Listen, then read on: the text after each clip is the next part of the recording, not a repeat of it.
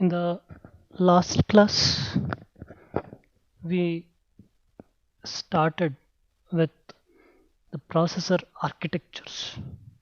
So, and the different types of architectures that are available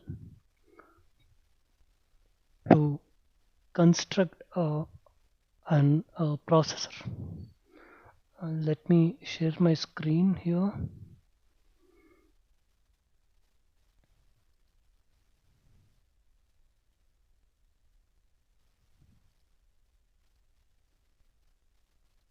I hope the screen is visible to all. Okay.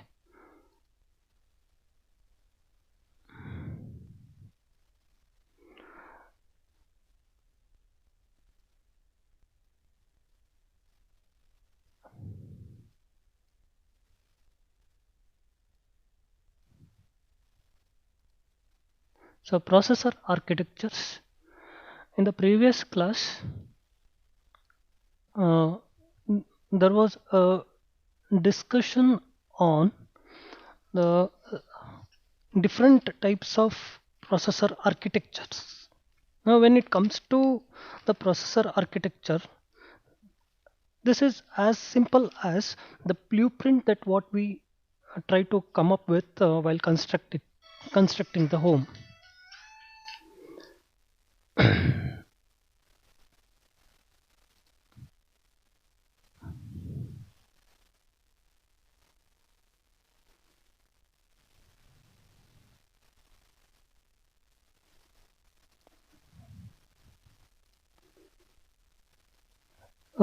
This is in maybe a general purpose or the domain specific purpose of processors, but any of the processor must contain, just a minute, hold on.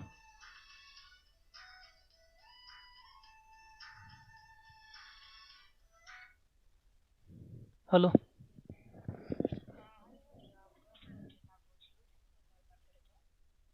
Ma'am ಒಂದು ನಿಮಿಷ ನಾನು online ಕ್ಲಾಸಲ್ಲಿ ಇದ್ದೀನಿ, ಆಮೇಲೆ ಮಾತಾಡ್ತೀನಿ. Cut ಮಾಡಿದೆ ಅದಕ್ಕೆ ನಿಮಗೆ.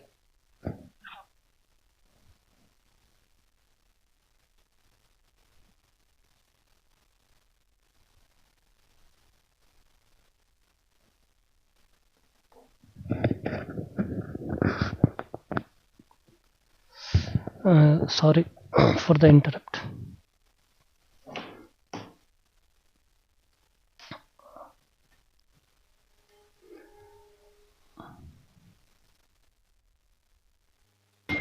Excuse me, sir. Yes. Sir, you are not audible. ಇಲ್ಲ ಇಲ್ಲ, ನನ್ನ ಕಾಲ್ ಬಂದಿತ್ತು ಅದಕ್ಕೋಸ್ಕರ interrupt ಆಯ್ತದು.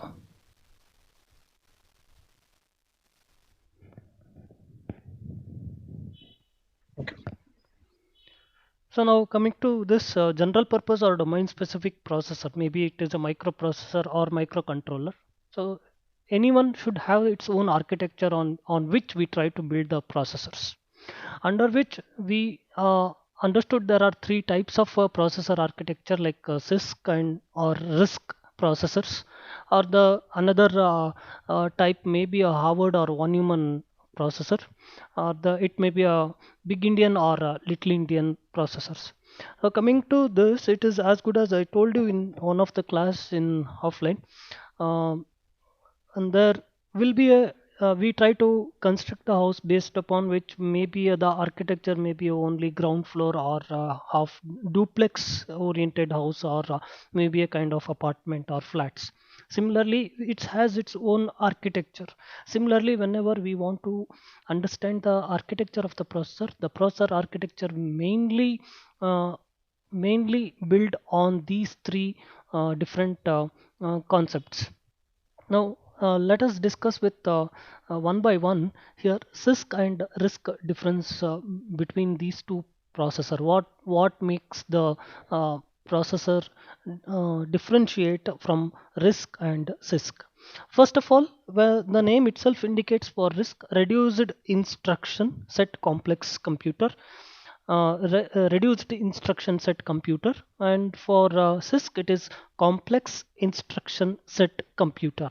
Now when I say that reduced instruction, probably the number of instruction in case of RISC is very less in number, and uh, to understand this is approximately, you can say, 40 to 50 numbers of instructions, that's it. But whereas in case of CISC architecture, normally see the number of instructions that are built, normally it is not exactly, if it is a 8 bit, then what will be the number of different combinations, that is 2 to the power of 8. So therefore approximately you can have 255 number of instructions for a 8-bit architecture. Now see here, how many number of instructions, just I'm speaking about only 8-bit architecture here. So in this case, again if I go for 16-bit, probably more number of instruction set will be available. So if I go on increasing the instruction set, the first thing is there will be a complexity in writing the program, right? You need to remember so many number of instructions. So I say that reduced instruction, because see, in case of CISC architecture, the best example is 8051 microcontroller, or even you consider 8085 processor, and 8086, or all are a best example for CISC architecture. And here you would have remembered that there is a operator called INC, increment, DEC, decrement. Okay, now there is another DPTR, decrement pointer, right? DPTR is increment DPTR and decrement DPTR. So what do you mean by that? To increment the address locations, or when you want to go for the next address location, there is a instruction called increment DPTR, decrement DPTR, increment register or not, a decrement register or not. These are the different instructions, and all these instructions were avoided in your RISC. And increment and decrement operator can be observed with respect to add and subtraction in itself. But whereas in case of increment and decrement operator, it was also uh, uh, pointing to a flag status of like carry flag and the zero flag, any of the status flag, or we called as program status word, was indicated by these two instructions. Again, in case of RISC architecture, we have a suffix attached to it, like s. If I say that add s or subtract s, automatically it used to update my status flag also. So this is how I can able to reduce the number of instruction set in reduced instruction set complex computer, whereas there are more number of instruction set here. And next, I told you about this concept like instruction pipelining and increased execution speed, and generally there is no instruction pipelining feature in case of CISC, and that's what we already discussed in our previous class, right? So now moving to the third important difference between, that is orthogonal. The RISC architecture is a orthogonal instruction set, whereas CISC is a non-orthogonal set instruction. What do you mean by this orthogonal and non-orthogonal? What do you mean by this orthogonal and non-orthogonal? See, when I say that orthogonal, look at this. Uh, it try to allow each of the instructions to operate on any of the register. When I say that orthogonal, see, CISC is orthogonal. Sorry, RISC is orthogonal. RISC is orthogonal. CISC is non-orthogonal. Non-orthogonal.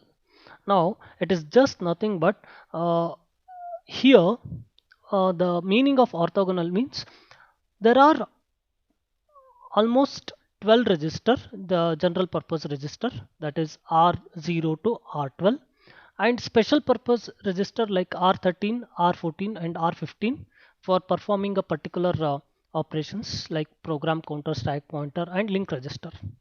And here also you have a register called register A, register B, and register C, right? These kind of registers are present in your CISC. You just assume the 8051 controller, right? Okay, which are the different types of register you had. Were you allowed to use all the registers for all the instruction set that are available in 8051? Were you used to use all the registers, any register on any of the instructions in a CISC? It was not possible because, say for example, if you want to operate multiplication operation, then mul instruction, if you want to use mul instruction, you must use the destination register like B itself, B comma something, right? So which means that you are not supposed to use any other register apart from the B instruction in CISC architecture. Now there is no such restrictions in usage of registers. Any of the register you can use for any of the operations or any of the instructions. All instructions can use all the registers to perform any operations, maybe arithmetic operations or logical operations, anything, comparison operation, anything. But in this case it was not so. And the another in 8085, what happens whenever you want to perform, whenever you want to perform uh, the arithmetic operations, you must use the A register in case of 8085. Only only accumulator, we call this as accumulator, only this A register can be used for operating arithmetic operations and the logical operations. So there were restrictions for using registers only for some particular operations. There is no such discrimination has been done among the register. So this register is not useful for that particular operation as such. In register itself, there are some VIP registers and there are some non-VIP register. So CISC had an differentiation among their registers itself. But this discrimination is avoided in RISC architecture. So you can think of that like the statement that what we have, Sarve Jana Sukhino Bhavantu. So RISC architecture is something like that. All people, all of the register can be used by all of the instruction set. But that was not the case in CISC architecture. So another the difference in that's what we call about orthogonal instruction set in case of RISC architecture, non-orthogonal instruction set in case of CISC architecture. So that's what allow each instructions to operate on any of the register using any addressing mode, but all instructions are not allowed to operate on any of the register and use addressing mode. So it is instruction specific. It is CISC architecture is a instruction specific. I hope you got to know about this particular difference between the CISC and RISC with respect to the orthogonal instruction set and non-orthogonal instruction set. Next difference: operations are performed on only registers only. On registers, the only memory operations are load and store. Operations are performed on registers or memory depending on the instruction. What do you mean by this? Operations are performed on registers only. The only memory operations are load store, which mean to say that uh, whatever the operations that you want to perform, see here, operations that you want to perform, maybe arithmetic operations or logical operations. So that operations are to be performed only using the registers only. Even if the content is stored in the memory, then you should make use of load and store, and using load you uh, transfer the data from the memory to the register. then perform the operations that what you want to require. So this is how RISC architecture performs. But whereas in case of uh, here, you can directly, so there are some of the instruction where you can directly manipulate and you can work on the memory as well as in registers. But even a single operation that you want to perform, maybe addition, maybe subtraction, any of the operations that you want to perform, the operations between the registers itself, you cannot operate directly on the memory. If the data is present in the memory, then from the memory bring it to the register, so by load instruction. Okay, once you perform the operations between the registers, then store the data to the memory to using store instructions. And this was not the case in case of CISC architecture. Okay, the another important, a large number of registers are available, limited number of general purpose registers. This is where a very important point, again with respect to the CISC and RISC architecture. So in case of RISC architecture, look at this.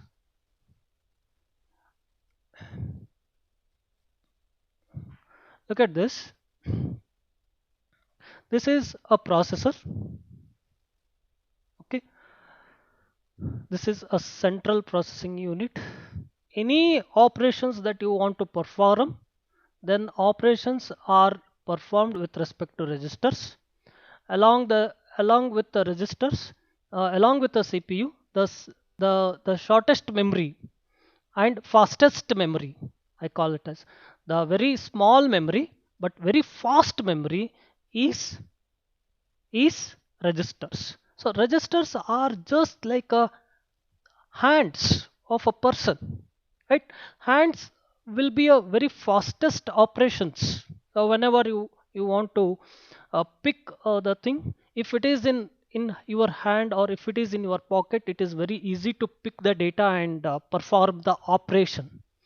Somewhere else, if it is not in your hand, then what you are supposed to do, you need to go to that particular memory location. Say for example, like how it will be if you come to college by having 2 to 3 books on your hand, and if you take the bag, so the time required to pick the book from the hand, it is very fast, but time required to pick the book from the bag, it needs little amount of time.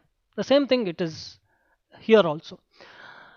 More number of registers associated with CPU, definitely they are at faster rate, right? But what happens in CISC? CISC architecture will be having a very limited number of registers. Probably in your 8085 architecture, if you look, you have a very limited registers: A register, B register, C register, and D register. Probably less than 5, I can say. Same thing is true with respect to 8051 also. But here you had 12 general purpose registers, 3 the dedicated registers for stack pointer, linked register, and program counter. What happens if this is the case? So obviously the operation is little, because if the data is not present in the register, which is nothing but a immediate memory, then CPU will be asked to look into the main memory again. So from the main memory, I should load it to the register. Then operation is going to be performed through the register. Any operations that you want to perform, taking the data into the register is always much better, right? Because the very nearest place for CPU is to access the register. If the data present in the register, the operations become fast. If the data present in the memory, somewhat little slow. If this is what the main memory or RAM you call it as. If the data is present in my secondary memory, then again this secondary memory to main memory to register. So this many time it is taking place. So as more number of register will always give you the faster access. Now, yesterday in the last class I had one question for you: which one is cost effective? Now can you give me the answer? I'm in chat box. You can give your answers in chat box. Now tell me whether CISC is cost effective and RISC is cost effective.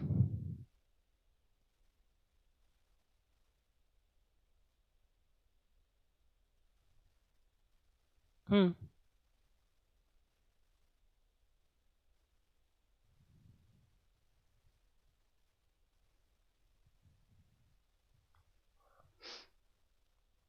Are you there? CISC is still cost effective.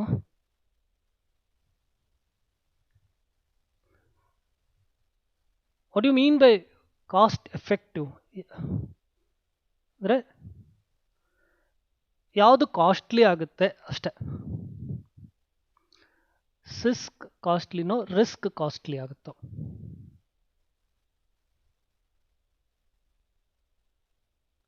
CISC is costly. CISC is costly. Any other people give another? Risk is expensive project. Okay.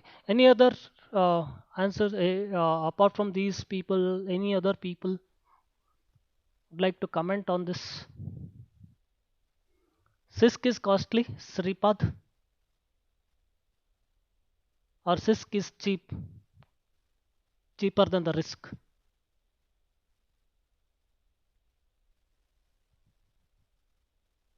CISC is costly.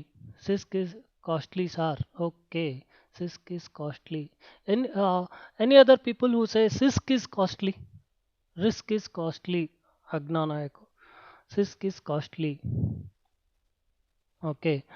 Now, as I told you, what do you mean by registers in hardware? What do you mean by registers in hardware? In your digital circuit? Okay. I'll come back to very simple. Registers. Very good. Flip-flops, right? Now, more the number of flip-flops is costlier or lesser the number of flip-flops are costlier? Because when you want to insert more number of flip-flops, it is as good as you are trying to purchase more number of AND gate, OR gate, and you are trying to make it to happen a D flip-flop as such. Because, right? Yeah, now you are trying to change your answers, right? So it's quite common that, see here, risk risk consisting of more number of registers, more number of hardwares, more number of flip-flops are required to construct a risk architecture. But whereas in case of CISC architecture, you are using very less number of registers. It is as good as you are using a very less number of flip-flops, less hardware. So hence, coming to the cost effective, risk is costlier when compared to CISC. But what is the advantage? So you need to compromise with your speed. Whether it is faster and it is comparatively uh, risk, it is little bit slow. So that's where these two differences stands very important way. Now, large number of registers are available, limited general purpose register. Now, another very important point here: hardwired control unit and microprogramming control unit. Very important difference in. And why I'm trying to stress in these concept is, if you trying to give an technical interviews for the companies like the automotive based companies, because nowadays automotive industries are relying more on embedded engineers. The reason you already know, because the 80% of vehicle maybe of belongs to mechanical engineers, but 20% is entirely controlled by the electronics engineers. If this 20% is not present, probably no one will buy your car, right? because almost all you are trying to feed the intelligence in your vehicles. Now when it comes to the feeding the intelligence, definitely the students has to know about more of embedded programming. So when it comes to the embedded programming, they come with a very fundamental differences, like these kinds of processor architecture. They will be working on high end CISC architectures or RISC architectures, and these are the very common differences or technical interviews that what the industry people expects the students to know. That's it. And another important point, that is how hardwired control unit and microprogramming control unit. Okay, now I'll just brief about this difference here. Okay, now when it comes to RISC architecture, okay, I'll explain about CISC. I told you that it is micro programmed control unit, which means that there is a small macro level of subprogramming. Say for example, I try to write move a comma b. What is this move a comma b again? What is this again? It is nothing but a some level of English statement, right? English instruction, but still it is not a completely understandable by a target processor. Now in order to convert this, there must be a some technique. So I need to convert this level to my binary level, or at least to the hexadecimal level, right? So then only a processor can understand this instruction very well, and it will come to know what action it has to be performed. So that is finally I need to convert this level to binary level. Now to do to this is the basic operation that has to be performed either in CISC architecture or RISC architecture. But what happens in CISC architecture is I have a separate memory. I have a separate memory where I will be written the small macro level of program to what is to be done whenever the instructions are getting executed, which means that there will be some lookup table move a comma b antakshane. So I will be written a small micro level programming to execute this. Okay, so how a C program, when I write C programming, it try to convert it into assembly level language, right? So which means that there will be a small piece of code is going to be written, that is what we call it as a compiler. Compiler is again nothing but a software wherein the compiler is going to be used to convert high level C language into assembly level language, and that's what we call it as a compiler. But basically compiler is nothing but a small piece of code. Am I right? Similarly, when you have a assembly code, this assembly code must be converted into machine level language. And in order to convert this, there is again a piece of code must be written, and that is what we call it as micro programmed control unit.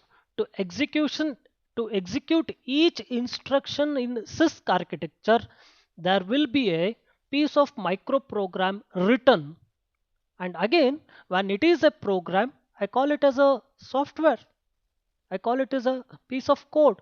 Then again this code has to execute, then only move a comma b will be executed. But whereas in case of CISC architecture, there will be separate hardware, there will be separate hardware which performs equivalent, which executes individual instruction. Anyways, instructions, hardly there will be 40 to 50 numbers of instructions, and for each instruction there will be a hardware control unit.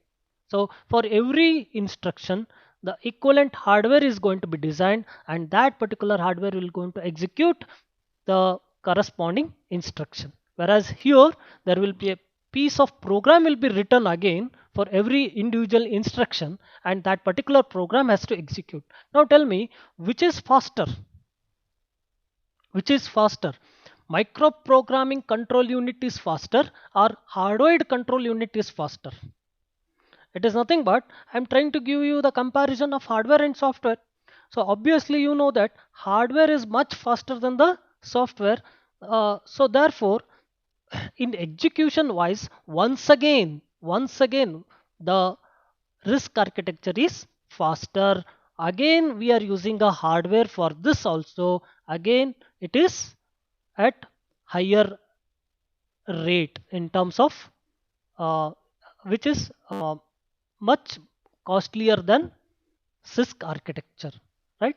So here there will be execution based on the microprogrammed and microprogrammed control unit. Here there is a hardware control unit.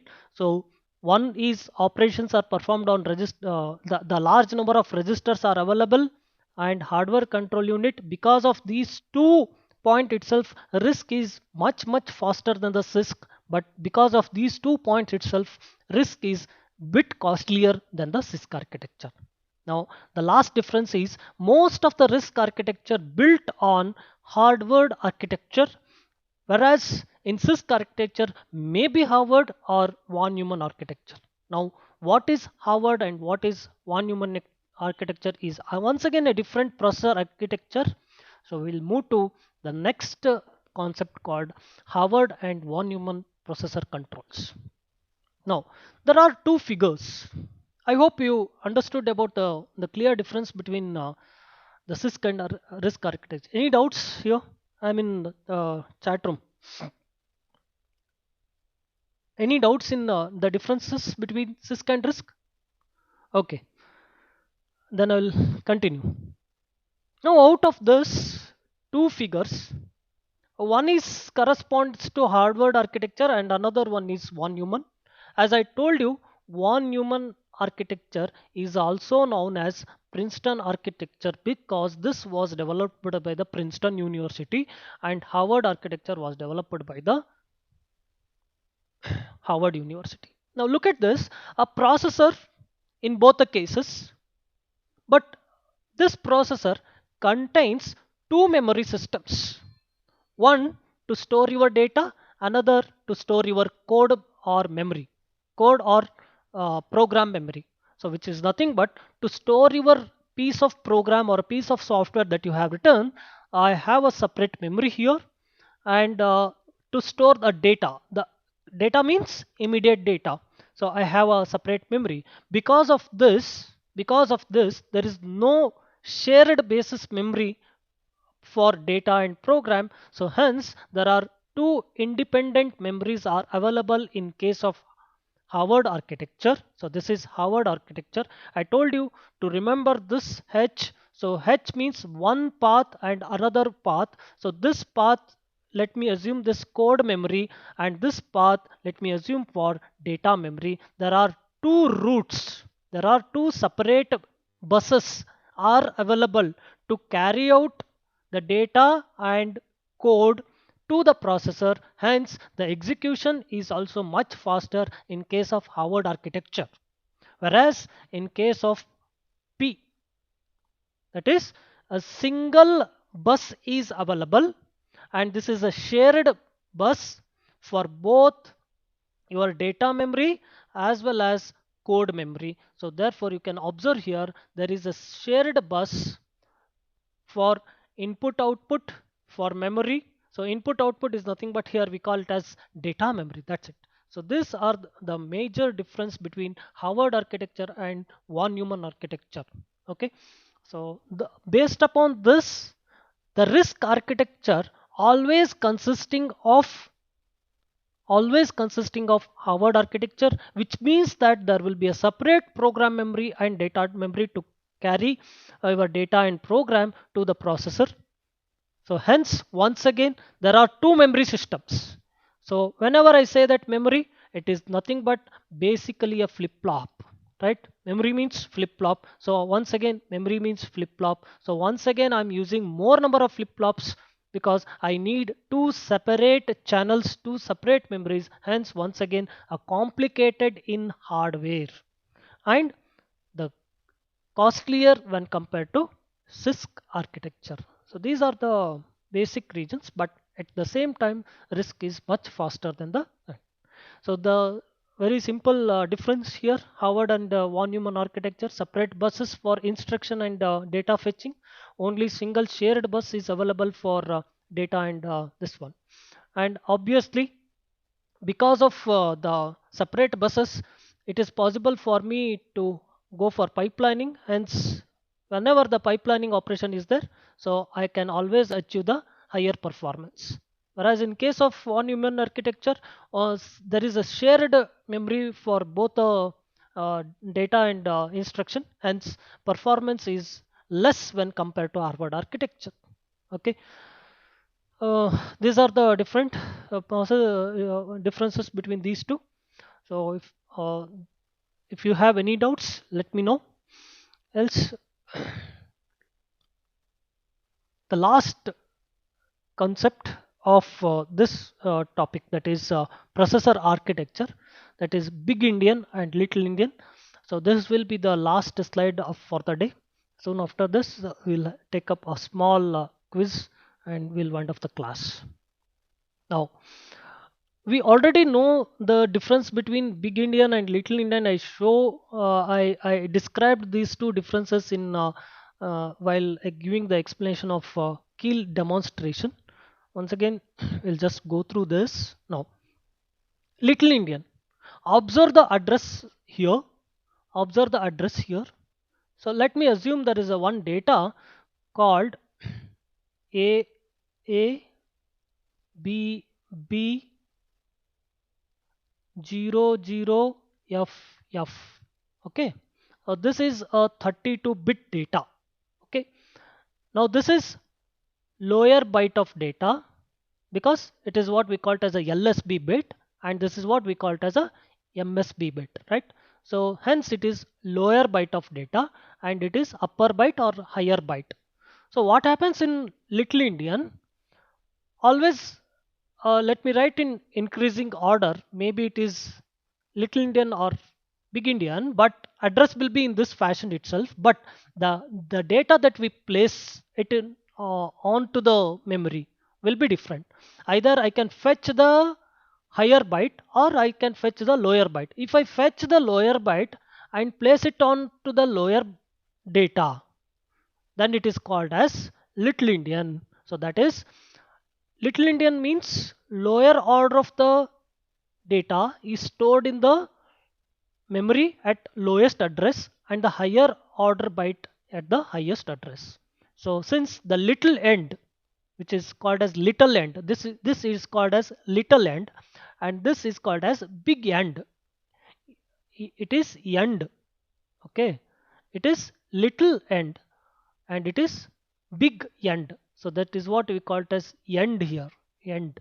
Okay. So lower byte of the data stored in lower memory address, that is 20000. The next byte is stored in next higher address and the highest byte is stored in the higher memory address. The quite opposite for big Indian. Okay. So what happens with respect to big Indian? AA is going to be placed in lower address.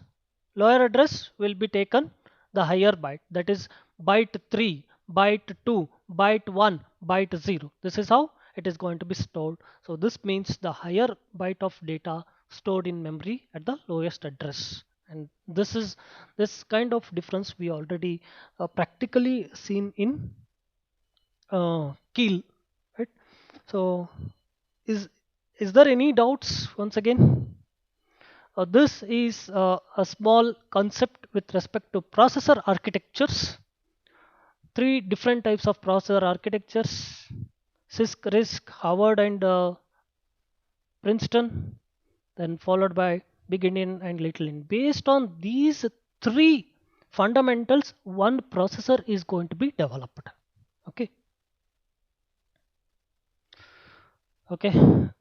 Let me share you the link. I think I already shared the link.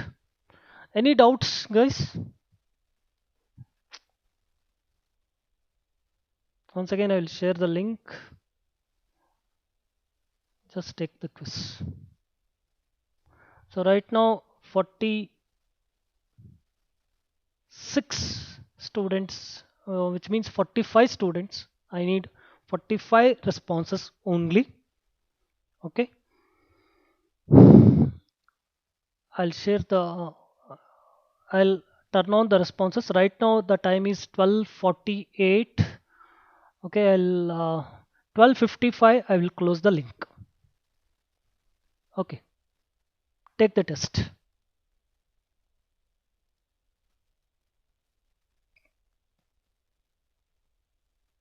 Link is enabled.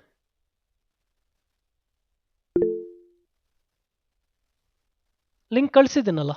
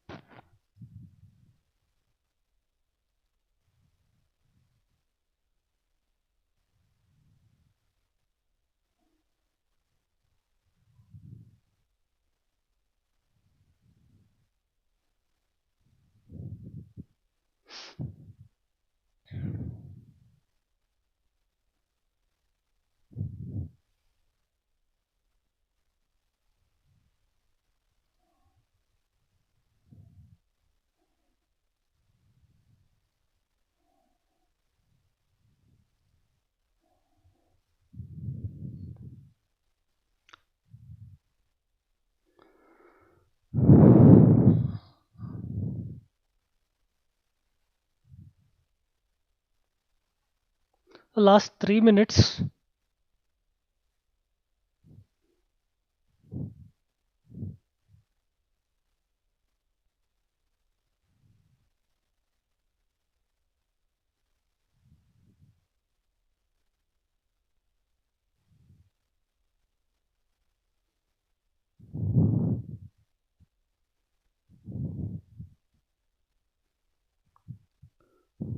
Two more minutes.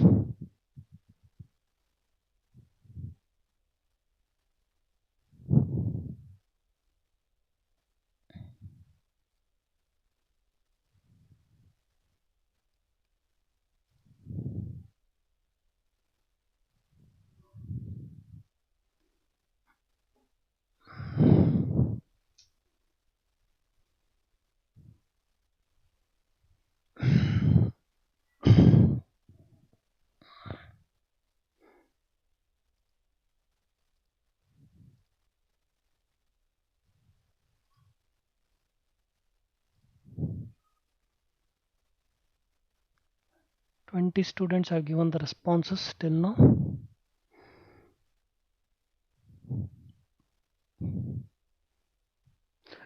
Hurry up, guys.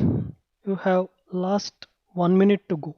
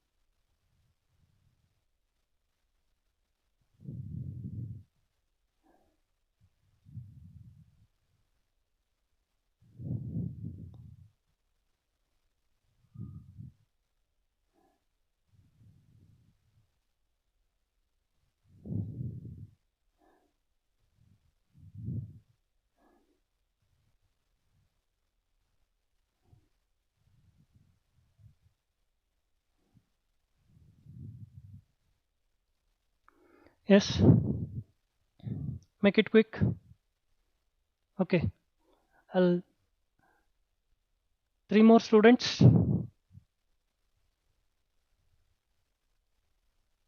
Yeah, done. I'll close the link. Okay, fine, good. Now,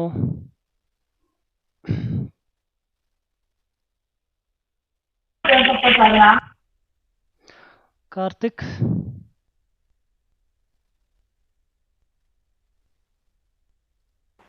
Yes, sir.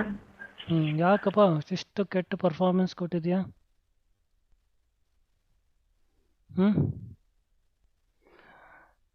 I'll just read out few names. Karthik Ganagher. I think you can able to see the scores here. Harsha not done well. Karthik not done well. Siddharth Likhi. Aditya Hiremat. Prithviraj. Haivadan Nivedita Patil. Too bad. Too bad. See here, almost out of this, 16 students have scored 3, and only 4 students got out, and 2 students got 14 students got 2, and 9 students 0 in the 4 range.